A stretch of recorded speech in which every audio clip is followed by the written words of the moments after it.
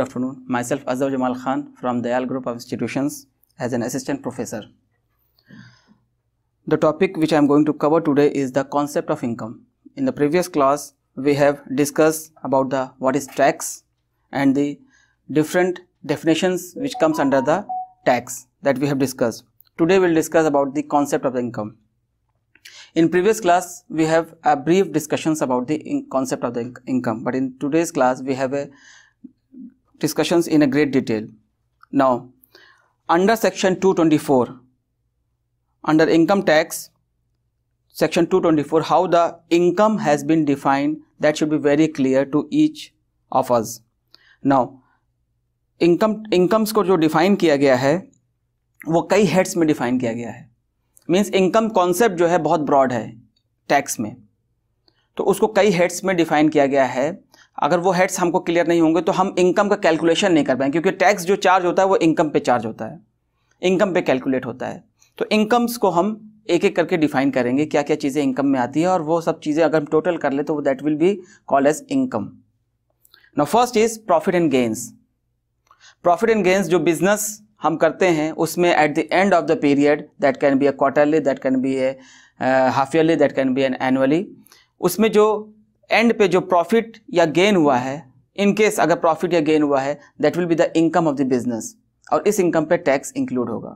Second is dividend. Now what is dividend? Dividend is basically a part of the profit which is being given और distributed to the shareholders as their contribution in the capital. तो dividend is basically residual part of the profit. In case अगर कोई foreign company है और वो dividend declare करती है share holders को, तो that dividend will be taxable in the hands of the share holders.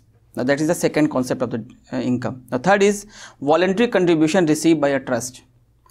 Suppose a trust is being formed और उस ट्रस्ट को कोई वॉलंटरी कंट्रीब्यूट कर रहा है, कोई पैसा दे रहा है, तो वो वॉलंटरी कंट्रीब्यूशन जो ट्रस्ट के हाथ में आएगा, that will be known as income, और that will be an taxable income under the hand of the trust.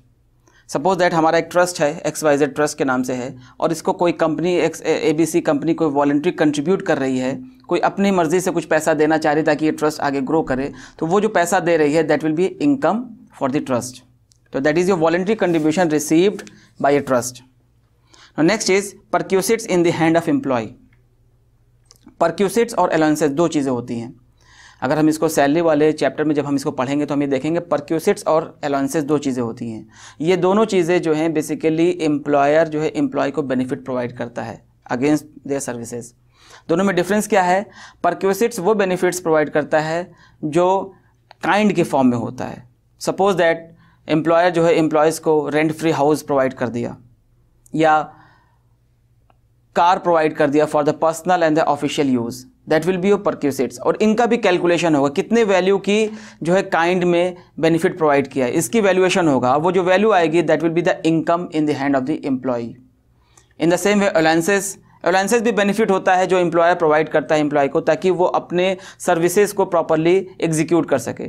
और ये अलाउंसेस जो होता है वो कैश के फॉर्म में होता है. जैसे ट्रैवलिंग अलाउंसेस जो है सेल्समैन को अक्सर कंपनी जो देती है ताकि वो ट्रैवलिंग आसानी से कर सके, कंपनी के लिए काम आसानी से कर सके, एग्जीक्यूट कर सके. डेयरनेस अलाउंसेस दिया जाता है एम्प्लॉयज़ को ताकि जो है जो भी इन्फ्लेशंस बढ़ रहे हैं उनको मीट आउट कर सके वो, ताकि उसका स्टैंडर्ड मेंटेन रहे. तो ये अलाउंसेस होते हैं. और एक चीज़ क्या होती है? परक्यूसिट्स. नाउ द फोर्थ चीज़ जो हम डिस्कस कर रहे हैं, perquisites in the hand of employees. Employees के हाथ में जो परक्यूसिट्स जो एम्प्लॉयर देता है उसका वैल्यूएशन किया जाता है, और वो जितनी वैल्यू का आता है that will be the income in the hand of the employees. जैसे मैंने आपको बताया रेंट फ्री हाउस, मेरे एम्प्लॉयर ने मुझे जो है रहने के लिए रेंट फ्री हाउस प्रोवाइड किया है, और वो उसकी वैल्यू जो रेंट की वैल्यू है, सपोज दैट 10,000 पर मंथ आ रही है, तो that 10,000 per month will be income for me, और वो फिर मेरे लिए टैक्सेबल हो जाएगी. Now next is any special allowances और बेनिफिट्स. जैसे मैंने बताया अलाउंसेस मीन्स वो बेनिफिट्स जो एम्प्लॉयर अपने एम्प्लॉय को कैश के फॉर्म में देता है. अगर ऐसा कोई बेनिफिट देता है, जैसे मैंने बताया ट्रैवलिंग अलाउंसेस हो गया, डीएनएस अलाउंसेस हो गया, अगर ऐसा कोई अलाउंसेस देता है, और तमाम तरह और भी अलाउंसेस होते हैं जो हम लोग सैलरी वाले चैप्टर में पढ़ेंगे, तो वो अलाउंसेस का भी जो है वैल्यू निकाली जाती है, और वो जो वैल्यू आती है that will be the income for the employee, और वो टैक्सेबल होगी. तो वो कॉन्सेप्ट ऑफ इनकम है, मतलब ये सब को टोटल करेंगे तो ये कुल मिला के जो पैकेज बनेगा that will be income. Next is any benefit of perquisites to a director. ना अभी तो परक्यूसिट्स और अलाउंसेस बेनिफिट जो दिए जा रहे थे एम्प्लॉयज़ का था और उसको इनकम में इंक्लूड किया था। नाउ डायरेक्टर को अगर कोई परक्यूसिट्स या बेनिफिट दिया जा रहा है, अलाउंसेस दिया जा रहा है, तो वो भी इनकम में होगा। इसको थोड़ा सा मैं इसको डिफाइन कर लूँ। A non monetary benefit of perquisites is treated as income in the hands of the following. इसमें 2 पॉइंट्स हैं, इस टॉपिक में 2 पॉइंट्स हैं। डायरेक्टर्स के हाथ में जो परक्यूसिट दिया जा रहा है, इसको इनकम डिफाइन करने के लिए 2 चीज़ें हैं। पहला है if it is given by a company to a director whole time और पार्ट टाइम और or relative to a director. अगर वो परक्यूसिट्स या बेनिफिट्स किसी डायरेक्टर को दिया जा रहा है, चाहे वो डायरेक्टर होल टाइम हो या पार्ट टाइम हो। डायरेक्टर 2 तरह के होल टाइम होते हैं, पार्ट टाइम। होल टाइम जो है पूरे साल भर काम करते हैं कंपनी के लिए। पार्ट टाइम होते हैं जो कभी कभी उनको बुलाया जाता है कुछ मीटिंग में, कुछ अपने एक्सपीरियंस को वो शेयर करने के लिए, ताकि उससे जो है कंपनी की ग्रोथ हो सके। वो पार्ट टाइम डायरेक्टर्स होते हैं। तो कोई भी परक्यूसिट्स या बेनिफिट्स जो हैं डायरेक्टर, चाहे वो पार्ट टाइम हो होल टाइम हो, उनको जो दिया जा रहा हो या उनके रिलेटिव। अब इसमें रिलेटिव कौन कौन से हैं? रिलेटिव का मतलब हो गया डायरेक्टर, उनकी वाइफ, उनके बच्चे, उनके भाई, उनके ब्रदर, उनकी सिस्टर, ये सब उनके रिलेटिव। इनको भी बेनिफिट अगर दिया जा रहा है, साथ में डायरेक्टर को भी दिया जा रहा है, तो वो जो परक्यूसिट्स या अलाउंसेस के जो बेनिफिट्स हैं वो सारे जो हैं इनकम में इंक्लूड किए जाएंगे डायरेक्टर के। दूसरा पॉइंट इसमें है if it is given by a company to a person who has a substantial interest in the company और a relative of such person. ये जो सब्सटेंशियल इंटरेस्ट जो पर्सन है जिसको डिफाइन किया गया है, ये वो हैं जिन्होंने कंपनी के कैपिटल में 20% शेयर होल्ड कर रखा है। अगर ऐसा कोई शख्स है तो उसको भी अगर कोई अलाउंसेस या बेनिफिट दिए जा रहे हैं तो वो इनकम कहलाएगी उस पर्सन की। सपोज दैट मैं हूँ और मैंने एक कंपनी XY है, उस कंपनी में मैंने 20% शेयर होल्ड कर रखा है या उससे ज़्यादा होल्ड कर रखा है, तो मुझे जो परक्यूसिट्स या बेनिफिट जो कंपनी देगी वो मेरी इनकम में इंक्लूड की जाएगी, 20% share capital. Now next is capital gain. Capital gain, किसी तरह का भी कैपिटल गेन अगर वो होता है किसी भी पर्सन को, तो that will be the income. Suppose that capital gain क्या है, इसको हम अगर प्रॉपरली तरीके से देखें तो सपोज दैट हमने ज़मीन खरीदी, ज़मीन 10 लाख की खरीदी और 3 साल के बाद जब उसको हमने सेल आउट किया तो वो 15 लाख की बिकी। तो जो 5 लाख का जो डिफरेंस है that will be the capital gain. जो लॉन्ग टर्म कैपिटल गेन का मतलब जो लंबे समय के जो इन्वेस्टमेंट किया है उसको लंबे समय के बाद अगर हमें उससे कुछ बेनिफिट मिल रहा है तो that benefit that gain will be called as capital gain. तो 10 लाख की हमने खरीदी आज और 3 साल बाद या 4 साल बाद जब हमने उसको सेल आउट किया 3 years मोर, तो उसको जब सेल आउट किया तो 15 लाख की बिकी। तो ये जो 5 लाख का जो डिफरेंस आया that will be the capital gain and that will be included in the income.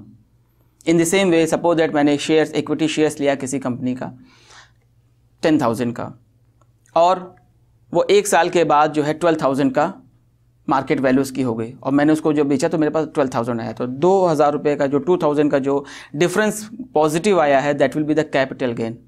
तो और इस पे जो है उस ये मेरे इनकम में इंक्लूड किया जाएगा, उस पर टैक्स चार्ज किया जाएगा। इंश्योरेंस प्रॉफिट, कंपनीज जो इंश्योरेंस कंपनीज होती हैं उनको जो प्रॉफिट होता है उनके सेल पे, उनके वर्क के एग्जीक्यूट करने पे, that will be the income of the insurance company and that will be taxable. Banking income of A cooperative society. Next point, banking income of A cooperative society. Cooperative society है, cooperative society जो अपने members को ही benefit provide करती है।